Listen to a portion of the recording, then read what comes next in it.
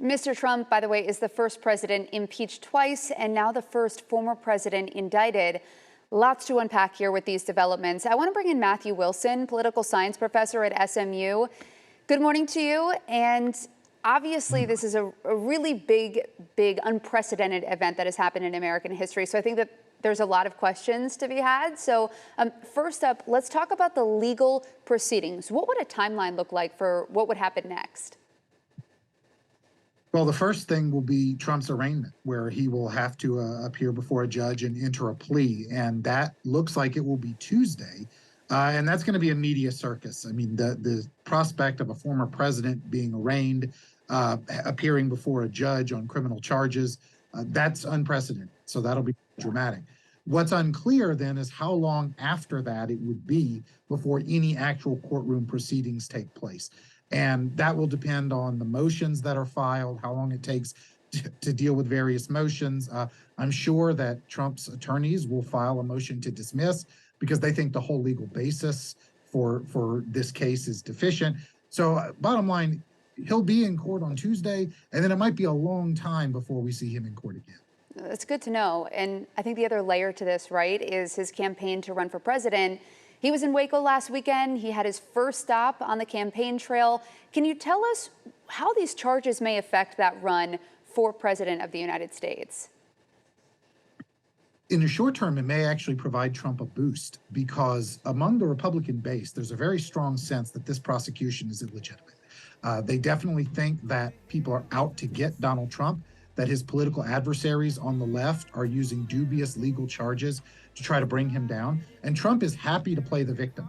And this prosecution helps him to rally the troops. And so I don't think that this indictment in and of itself is going to have any negative impact on his prospect of seeking the nomination. Now, if it starts to snowball down the road and we start to get other venues on other charges, that's problematic, but we'll cross that bridge when we come to it. Right now, I think Trump is perfectly willing to play the victim of what he calls a rogue prosecutor.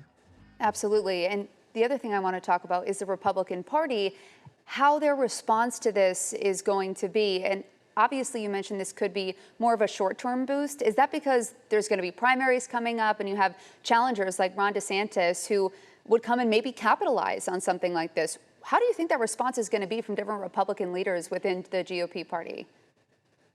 Well, it's tough for them, for those who are also seeking the nomination, people like Nikki Haley or Ron DeSantis or Mike Pompeo or whoever it may be. On one hand, they have to condemn this prosecution because Republican sentiment is overwhelmingly opposed to Trump being prosecuted on what they see as flimsy charges. At the same time, they would, of course, like to make some hay out of the fact that their primary opponent is under indictment and has this legal cloud hanging over his head. So the way that I think you saw Ron DeSantis approach this when he first made comments about it was to say that he's clearly opposed to the prosecution, does not think that Donald Trump should face criminal charges here, but also on multiple different occasions used the phrase hush money to a porn star. Because I think he wanted to remind people at the same time that while Trump may not have done anything criminal here, he was involved in some pretty seedy dealings. And so I think that's the line that Trump's Republican primary opponents will try to walk with this. Yeah, and what would be the political consequences if he is found guilty of this? Well, a conviction does not legally preclude him from running for the presidency. Of course, if he's sentenced to jail, which is, I think, unlikely, but is a theoretical possibility, he can't exercise the presidency from inside a jail cell. So, that would certainly put a damper on his bid. I think we're a long way from that. I think it is extraordinarily unlikely that this particular set of charges would result in Trump going to prison. So I think really this is much more about the court of public opinion than it is anything that would legally preclude him from seeking the presidency again. One last question here, specific to these protests that he had been calling for over the last several weeks. I think when they first were announced, he was saying, hey, in just a few days, I think it was last Tuesday, he was thinking that that would be the time that he would get these charges against him. But it's actually been a week and a half after that date. Has that potentially made these protests more likely because people have had more time to maybe rally around this, like, say, in January of 2021 when we saw what happened at the U.S. Capitol? It certainly does provide more time for organizers if they want to, galvanize people to demonstrate, bring people in from out of town. Having that delay does allow for some of that organizational activity. I think it's an open question what exactly we're going to see.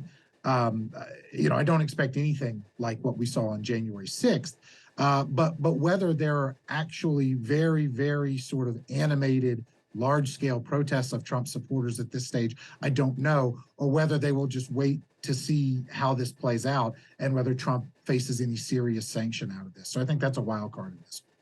All right. Well, Matthew Wilson, political science professor with SMU, I really appreciate you taking time for us this midday.